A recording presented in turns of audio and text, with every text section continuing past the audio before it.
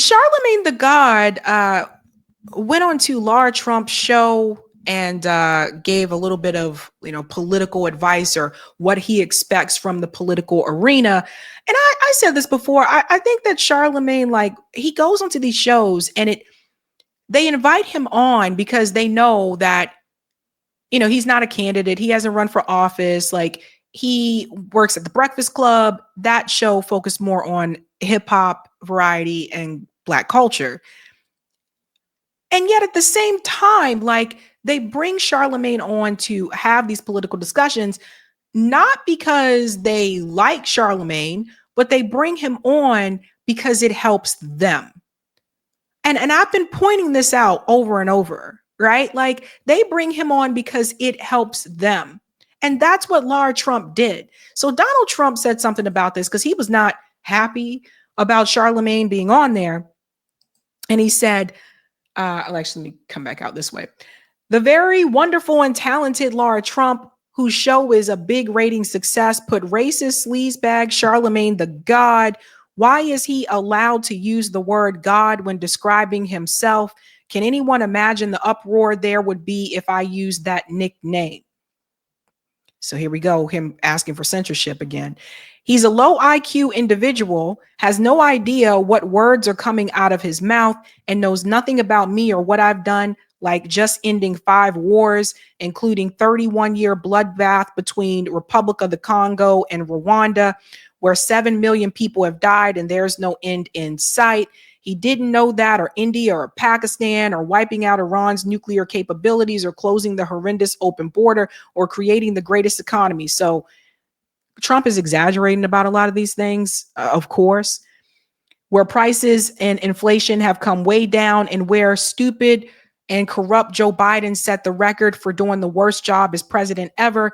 But this dope Charlemagne would vote for Sleepy Joe or Kamala.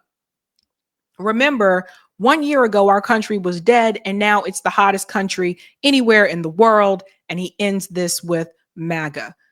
So what did Donald Trump have a problem with? He had a problem with Charlemagne's appearance here on Lara Trump's show on Fox News. Let's get into it, folks.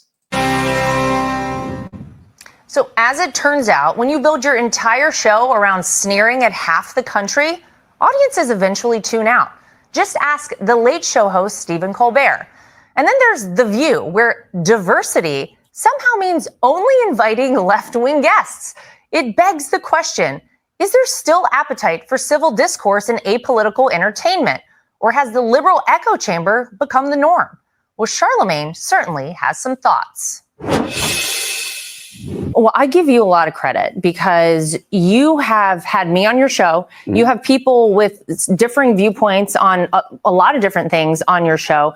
And Charlemagne, I think we need more of that. Absolutely. You look, though, at things like, take a look at these numbers. This is The View. The View had, since January, from January until June or July, look at that, 0 conservatives and 102 left-leaning guests. And then listen to... Is that real? That's real. And this is ABC News. And listen to what ex-reporter Terry Moran had to say. He said, but... we were biased. Yes, almost inadvertently, I'd say ABC News has the same problem so many leading cultural institutions do in America, a lack of viewpoint diversity. It's no secret there are hardly any people who supported Donald Trump at ABC News or other corporate legacy mainstream news networks. How important do you think it is to have different viewpoints and allow people, you're here on my show, I appreciate that, and vice versa, you had me on yours. This is important. I think it's So first, I want to say some of these shows are aligned politically with different parties, right? So like The View may be is more aligned with the Democratic Party. So they bring on guests that support that position. Is that fair? No, it's not fair. That's one of the criticisms I think that a lot of people have about The View is that they don't bring on different voices. But Charlemagne here, oh boy. Very important because I think a lot of times people talk about folks they never talk to.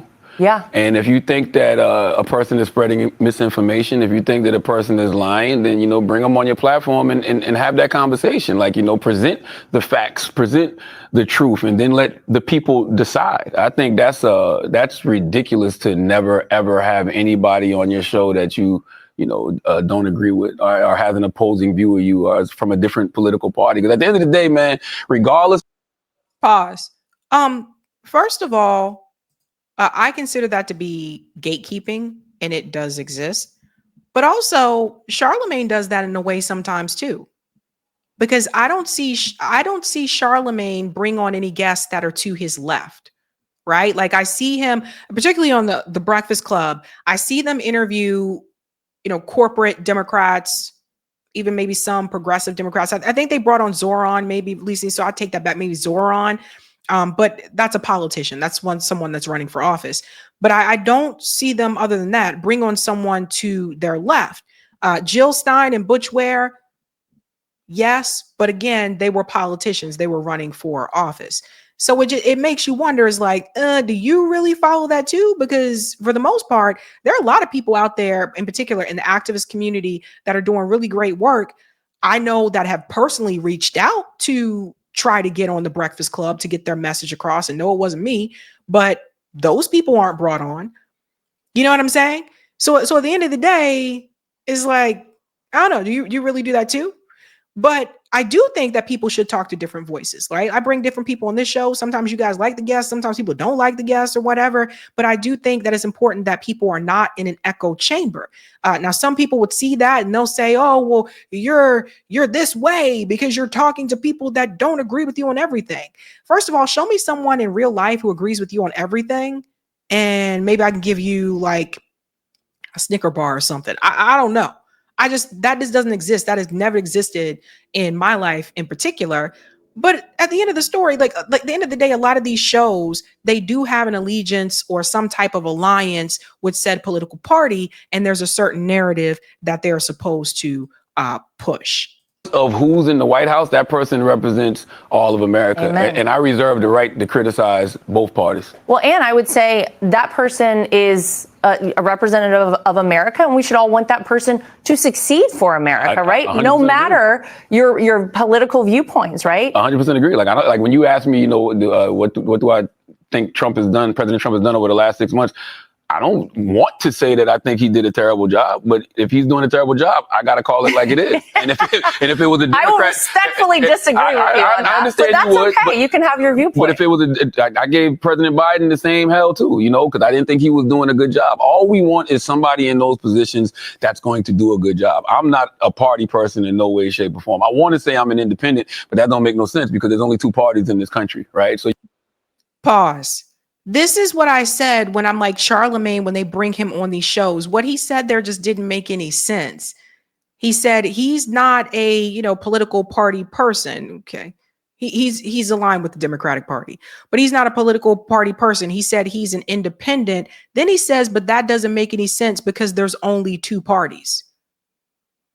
First of all, there are more than two parties. Now, if he would have said, well, there's only two parties that are on all the ballots, that would have been different. But he said there's only two parties. There are more than two parties. He knows there's not only two parties. He interviewed Jill Stein and Butch Ware on his show when they were running in 2024. Yet here he is on Fox News perpetuating that corporate media lie that there's only two parties. And this is why they bring Charlemagne on, because they know he's going to get political stuff wrong.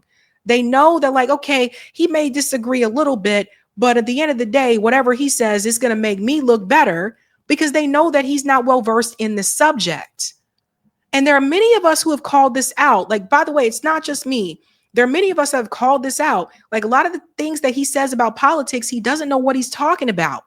And then he goes onto these shows and he makes everybody else look, people look at him and they're like, well, they brought a black guest on. It was Charlemagne. Yeah, you brought on the guy that didn't know what he was talking about.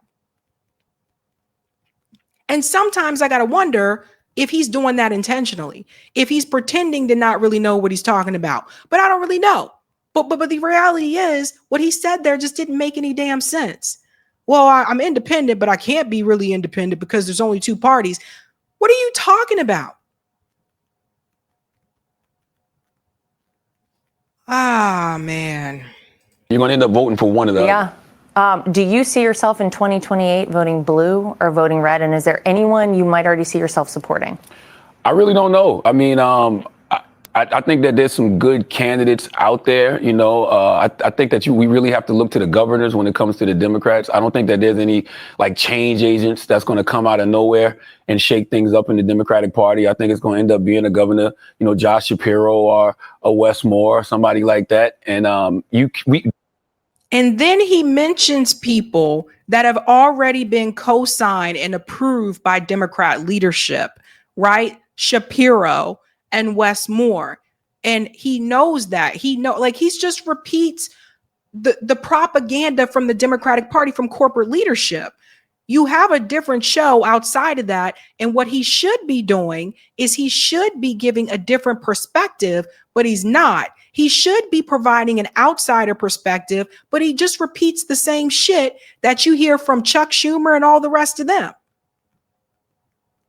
And she says, do you know if you're going to be voting red or blue? He goes, I really don't know. He does know. He knows he's not going to be voting for the Republican Party. So what does he mean he doesn't know? He'll be voting for the Democratic Party. They bring Charlamagne on. I feel like it's embarrassing. Am I wrong to say that? I feel like it's embarrassing. I feel like they bring Charlamagne on to look like a clown. Like I really do. Now watch him go into the Jon Stewart mode. They actually have a track record, right? Because you can go look at their states to see what they're probably going to end up doing on a national level. The only other person I would like to see in 2028 run, and this is going to sound ridiculous probably coming from me, I would love to see Jon Stewart run in 2028. If we're talking about like a change agent coming from the outside that's really going to shake things up, and somebody that I feel like can speak to, you know, all people. Plus he's a celebrity who actually knows what they're talking about. We've seen him get legislation and stuff, you know, passed before. Like we know where his heart is. He'd be somebody I'd like to see really get in the race and disrupt things in 2000. Yeah, I think I polled you guys about Jon Stewart before, and you guys were not feeling it. I think you guys didn't feel that he would make a big difference. I think that Jon Stewart would still be pro-Israel. I really do. I think I could see him still taking money from AIPAC or something like that. Like, I don't know. I feel like Charlamagne just says what he hears like Democrat people saying, and then he just repeats what they say. I don't think he really looks into some of these things. Like he said, like Shapiro and Wes Moore have gotten things done on the ground in their states, but he doesn't tell you what they got done. What did they get done? Wes Moore was the one that just voted to say that he wasn't going to support the reparations, bill. Like, does Charlamagne know that? See, that's what I'm talking about. 28. Maybe a Jon Stewart Colbert ticket, because Colbert's not going to have a job. He's not working because of President Trump, so they say. Well, people say different things. They also say he lost $40 million a year for CBS, which is also a bit of a problem whenever you're trying to have a successful show. If you had to pick a Republican who might be able to earn your vote, is there anyone you like that you would look at? I mean, I was in South Carolina. I grew up in South Carolina under, somebody like Nikki Haley, right? So I can see something like that. I do think, and this is, I think that traditional conservatives are going to take the Republican Party back. I think there's a political coup going on right now in the Republican Party that people aren't paying attention to. Oh, interesting. Can you believe he said Nikki Haley? Nikki Haley just ran for president, and she couldn't even get, in many of these states, she couldn't even get most of her support from Republican voters in the GOP primary. Most of her support came from independents.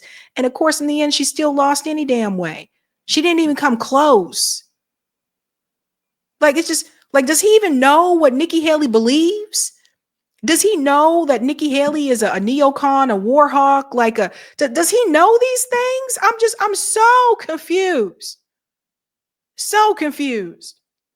Yeah, I think that this Epstein thing is going to be a way for traditional conservatives to take their party back. I really do. I think that they know this is the issue that has gotten the base riled up. The MAGA base isn't letting this issue go, and for the first time, they know they can, probably take their party back and not piss off the MAGA base. I think they're going to do that. Well, I would say, we've never seen a typical election since the day that Donald Trump came down the golden escalator. So Absolutely. I don't know that we'll ever see another typical kind of traditional election with traditional Republicans. I don't know. I feel like things have changed, the game changed, and to say that the old guard is going to kind of come back, that's a lot. That's a big statement. But that's the mistake Republicans are going to make. Republicans are going to make the same mistake that Democrats made. And I'll tell you what I mean by that. Barack Obama was a one of one, once in a lifetime, political juggernaut. And since Barack Obama, every Democrat has tried to be Barack Obama. You're not Barack Obama. You got to be yourself. It's going to be the same thing with Republicans. Say what you want. Donald Trump is a once in a lifetime, one-on-one political juggernaut. You're not going to be Donald Trump. So if you think you're going to be able to do what Donald Trump has done, talk the way Donald Trump has talked, get away with what Donald Trump has got away with, it's not going to happen. So everybody right now, we have the opportunity to have like a huge reset. I think you should blow it all up. I think that people are really sick and tired of what we've been presented from both parties. By the way, we knew this before. Pause. Let's go back just a little bit because I got to say something. Let me show you what Charlemagne's doing, right? See, he does this thing where he says he's independent, but we only got two parties, even though he knows we have more parties because he interviewed, Jill Stein and Butch Ware on The Breakfast Club, but he's not going to mention that on that show, of course, right? Then he gives the spiel about how, well, I think people are really upset with both parties, but he's not going to push for systemic change. And that's why they bring him on. That and some of the things he's saying, he don't know what he's talking about. I wouldn't even say that the MAGA base would turn because of Epstein, although some are upset about that. The numbers were showing that more people were upset about Israel's crimes. More people were upset about the kids being killed in Gaza, especially now with the starvation and the famine that is being shown on corporate media. I would say more people are pissed off about that, but he's not going to say that. So the game that Charlemagne plays, Charlemagne gives you this impression that he wants something different. He wants a change agent, but he doesn't want the system to change itself. He doesn't want the system to fundamentally change because that would mean he would not be allowed into those spaces anymore. That would affect his pocket. And that could also mean that some of those candidates for president would no longer appear on The Breakfast Club. You see what I'm saying? Who owns The Breakfast Club? iHeart Radio. Does Charlemagne own iHeart Radio? No. It's a facade. It's to give people the impression you want something different. He said this back in 2024 and then was like, yeah, I'm going to, support Kamala and da-da-da-da. And remember, he also wanted to support Kamala in 2020 when she was running in the Dem primary. I remember he said, I'll vote for a Kamala Harris and da-da-da. Didn't even really give her a good reason why. Just like, oh, she went to HBCU. Okay. So that's how Charlemagne stays in that position because he doesn't fundamentally challenge the system. He doesn't challenge power. And you can't say, and I said this before, you can't say you're challenging power if you're still trying to say, well, I'm just going to vote for said Democrat, or he's up here mentioning Nikki Haley of all people. He's not trying to challenge power. And that's why he's there. That's why he's in those spaces. So on the point of what do we want, right? Charlemagne is keeping the bar low by talking about said candidate, who would be best for this, instead of talking about how the system itself needs to change so that everyday people can get what's due, what's owed to them, and so that they can actually accomplish the American dream in this country. The bar needs to be higher. And I think that because of Trump and everything that's happened with Trump and Trump derangement syndrome, people have continued to lower the bar since 2016. That's how Biden was able to beat Bernie Sanders on Super Tuesday and all that stuff. That's how he was able to beat him, because since Trump 2016, the bar has continued to get lower and lower. So if Charlemagne is really for a change agent, he would advocate for changing the system. That's the part you got to pay close attention to. What do we want? We don't just want another politician. We want a full systemic change. Let's let him finish up here. Said, I think you should blow it all up. I think that people are really sick and tired of what we've been presented from both parties. By the way, we knew this before the last election. They were telling us that like 70% of people did not want to see a rematch between Trump or Biden. So it's just like, we know we want something different. Everybody wants something different. So I think that if Democrats keep doing the same old thing, they're going to keep getting the same results. And if Republicans, think that they can repeat what has been done and don't try to give the people something new, they're going to get the results they don't want. Well, just to wrap up here, and I appreciate. And he just told you, people were saying they wanted something different in 2024, but with Charlemagne and his big platform, did he present something different to the people other than the interview where he brought on Jill Stein and Butch Ware on the Breakfast Club? Did he present them in any other way, shape, or form, or any other candidate in any other way, shape, and form outside of that? Again, no. He did that with Kamala. This is the same person that told you he thought that Kamala could win. And a number of people did. And I think people were just blowing smoke up your ass. I really do. I don't think any of these people that said Kamala could win really believed that she could win. I think a lot of these people were blowing smoke up their audience ass, and they were just trying to get their numbers up. I'm not even lying. I think that's really what it was. Because ain't no way. Because I sure as hell didn't see that. So, and I've been doing this for a shorter time than they have. So no systemic change. So that's the game that's played, folks. That's the little game that they play. They tell you people want something different, but when they have the opportunity to tell you what else is there and to push for it, that's what I'm saying. He knew not to push for it. During a genocide, Charlemagne the God knew, well, people want something different, but he knew not to push for it because that would affect the access to people that he has to bring onto his show. I tell you, man. Appreciate our whole conversation. You on your show have a lot of young viewers. You're very influential, I think, with a lot of people. What would be your message to this next generation of voters? Because they're going to play a very pivotal role coming up in these midterms and coming up in 2028. What's your message? Let's stop listening to the catchy slogans.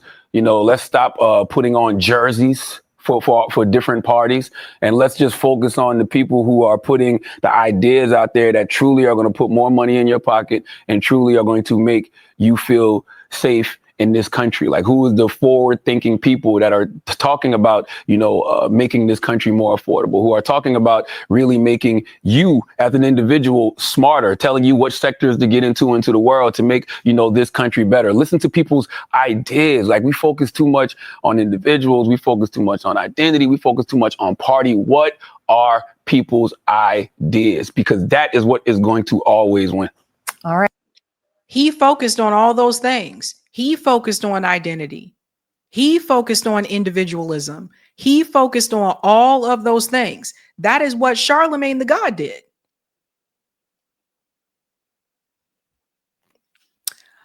I don't know what to tell you guys. I honestly, I don't know what to tell you. But he focused on those things. And that's why it's hilarious to me. It's absolutely hilarious. So be very cautious of when you see, like I said, some of these people, they are not there for systemic change. They don't want to change the system. They just want to put They just want to put a different face on capitalism, a different face on the military industrial complex, a different face on corporatism. That's it. Hey guys, this was a Sabby clip. If you like what you saw, hit that like button and subscribe.